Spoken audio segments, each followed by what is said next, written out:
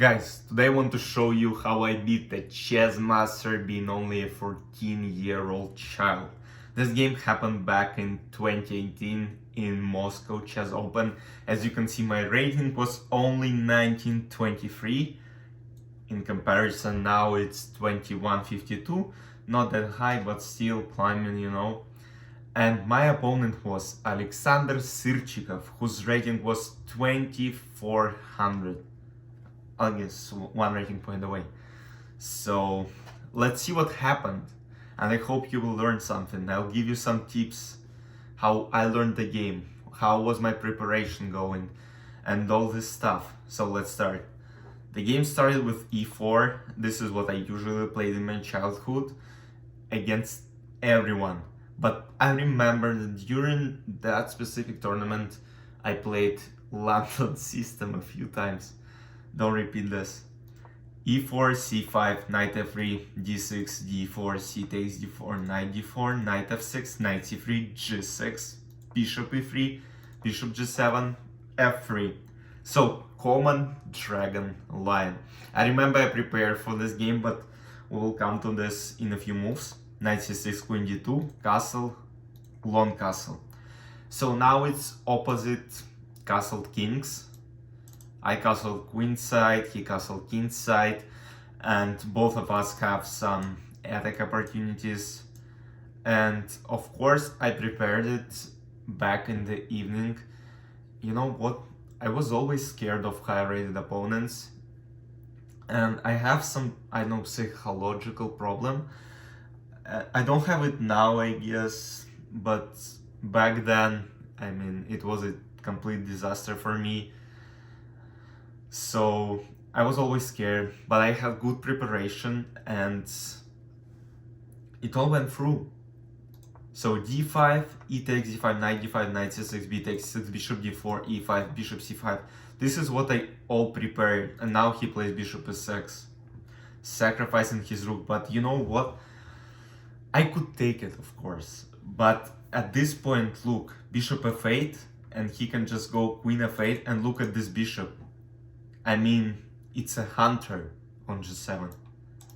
And of course I was afraid, because at some point some e4, knight c3, queen a3, rook b8, and that would be destroyed very soon here. So in those type of positions I made, of course, the best move here, which is knight e4. I'm not taking this because I want to keep this opponent alive, so maybe I can exchange somehow. But making this gift for him, and also some bishop h6 at some point. So guys, this is not what I definitely wanted. So he plays rook e8, normal move, h4. I'm trying to attack, bring my bishop to c4, maybe go c4, trying to take queen, trade, h6, g4. So computer says it's a mistake, but my point was this, that I would play maybe g5 or h5 and then try to attack his king.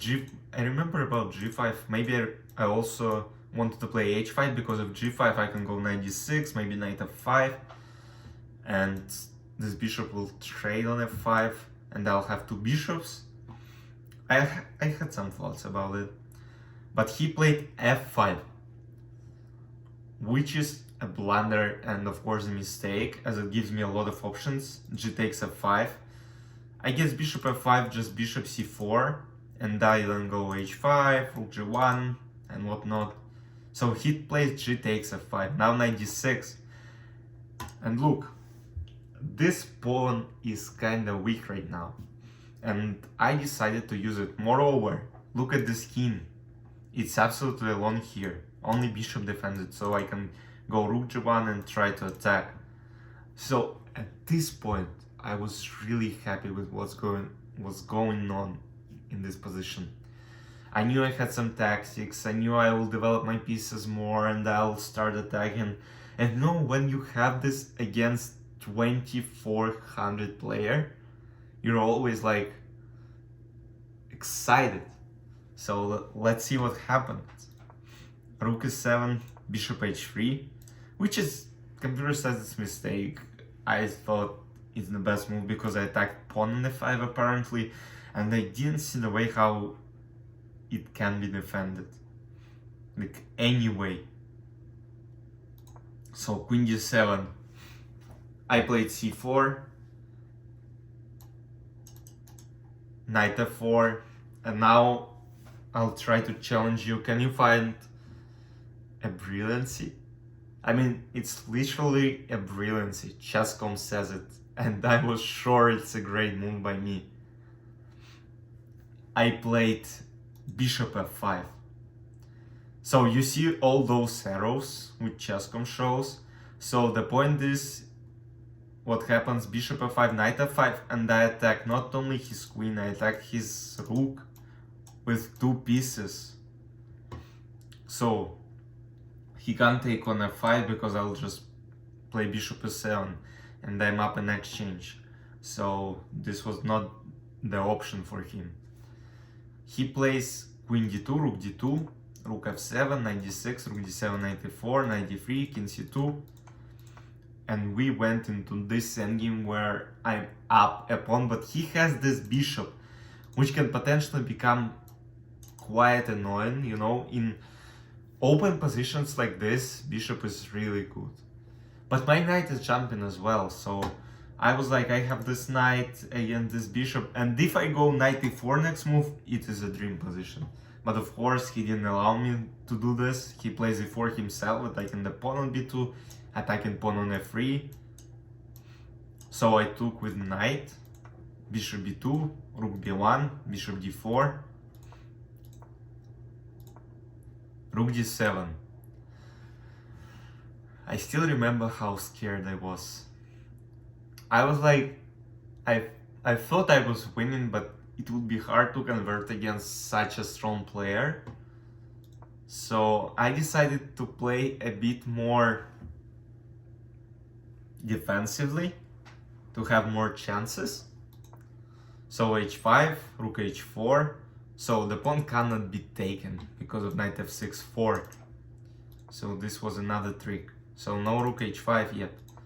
He plays king f8, which is an excellent move because rook g6 was hanging. So he couldn't play rook h2, for example, king d3, rook a2 because of rook g6 and rook g1.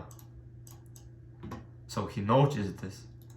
Rook h6, now he takes on a2, rook c6, rook a3, and look. I still remember this position and how I was scared of some potential pins and my knight will be lost. Fortunately, I didn't blunder anything. I played rook e6, defending from bishop e5. I played rook e2, bishop c7, bishop a5. Looks, it kinda annoying. And I was really annoyed and I was like, I have 2 extra pawns, how can I potentially not win this? King c2, bishop a5, knight d5. So bishop d8 is played. And now I start pushing my pawns. f4, king b2, step by step. This pawn is not going anywhere, so bishop f6 is played. I just took, rook d5. So now the point is I have 3 pawns which are trying to go to 8th rank. And this pawn is not going anywhere because rook h2, king a3, and I'm going marching with my king towards 7th rank. So king e6, rook d6, king e7, rook h6, which is not this bad. Rook f3, c6. But I remember I calculated everything and I was convinced I'm winning. And after rook d7, he resigned. So because, for example, king c8, I go h6, rook h4, h7, and my next move will be rook g7 and rook g8, h8. Doesn't matter, rook h6.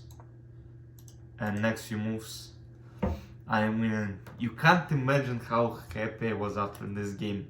Imagine, I was 14 years old. I was only 1900. I have never won against such a strong opponent, and I won. And what's funny, till these days, it's the highest rated opponent I won against. Yeah, I made a draw against even 25-40, but I haven't won against a single Grandmaster in the tournament. So this goal is still to be achieved, and I hope to do this one day. I mean, I know I have what it takes in just a matter of time until I win the first Grandmaster in my life. So guys, I hope you enjoyed this. I'll try to do more of such recaps of my previous games. So see you soon. Bye bye.